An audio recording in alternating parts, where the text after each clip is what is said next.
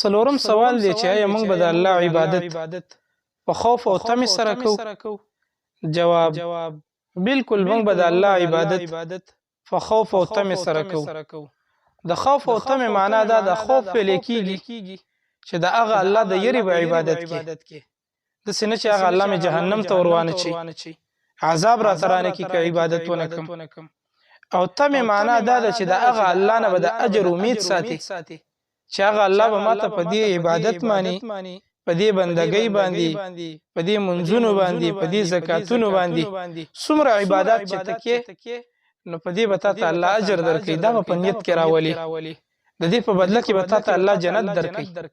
نو دې ته طمع ویل کېږي. د الله بندګي به په خوف او طمع سره کې. قران کریم کې الله سبحانه و تعالی په سورۃ السجده کې د مؤمنانو په صفت کې فرمایي تتجافى جنوبهم عن المضاجع يدعون ربهم خوفا وطمعا ومما رزقناهم ينفقون.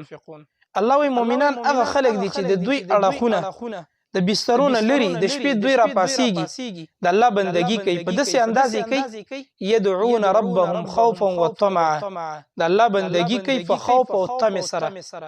نو په عبادت کې او په بندګۍ کې به خوف او طمع راولي. د الله د یری به کې او د الله نه به د جنت امید په ساتي، د رضا امید به په ساتي، نه دي ته خوف او طمع ویل کېږي.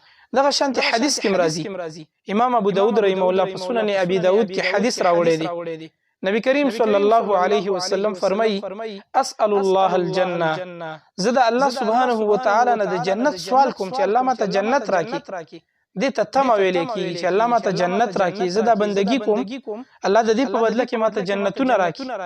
نو دې ته طمع ویل کېږي. واعوذ به من النار، او زه د هغه الله نه د اور نه پناه غواړم چې الله ما د اور نه وساته، ما جهنم ته مه بوزه. نو دې ته خوف ویل کېږي. نو لہذا د الله په بندګۍ کې به د دوه شیزونه خامخا راولي، خوف او طمع.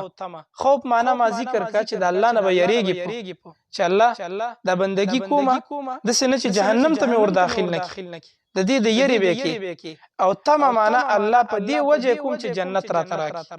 نو د الله په بندګۍ کې به خوف او طمع راولي، بیا به د الله بندګۍ کې